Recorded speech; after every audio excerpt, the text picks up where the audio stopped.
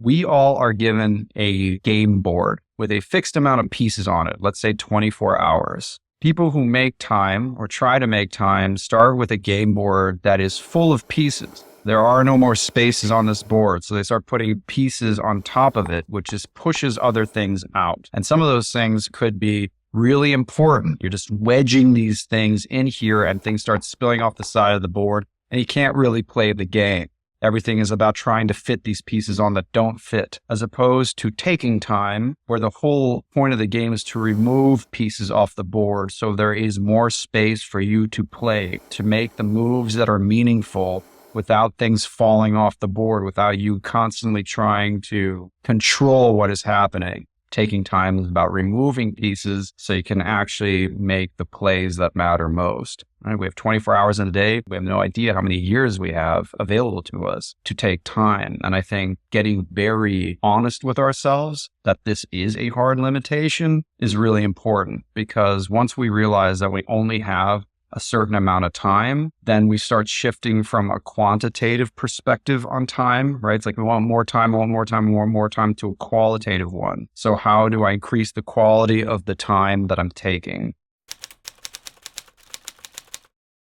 I think the really important thing to remember is if you do not take time, other people will be more than happy to take time from you. And over time, you realize that a lot of your life doesn't belong to you. It belongs to the people who took your time. So you really want to do a time audit to see where your time is going before you start trying to change things, because then you move back into making time. I think a lot of us, when it comes to time management, we think forward into the future. Moving forward, I'm going to do this, I'm going to do this, I'm going to add this, I'm going to do this. Not really taking into account what the reality of your situation is. There's a very large difference between what we think will happen and what did happen. This is one of the reasons why in the bullet journal method, we have a timeline, very accurate record of what did happen. By bullet journaling, I have a very detailed record of my lived experience.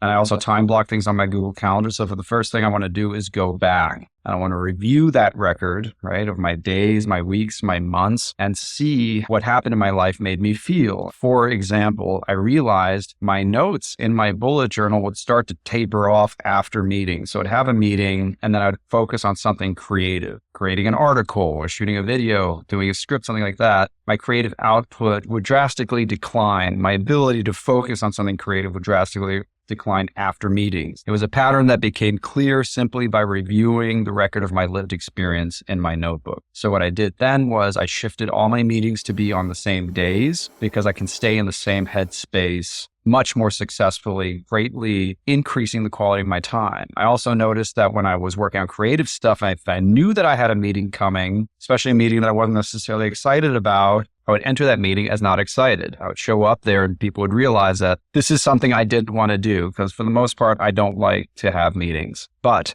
if I know that having meetings on a certain day affords me pure focus days, I'm much more excited to have the meetings. It's not taking me away from anything. I can be much more intentional about showing up, because this is the agreement. I sit in 6 meetings today, so tomorrow I have no meetings. And that way, the quality of my time is drastically improved.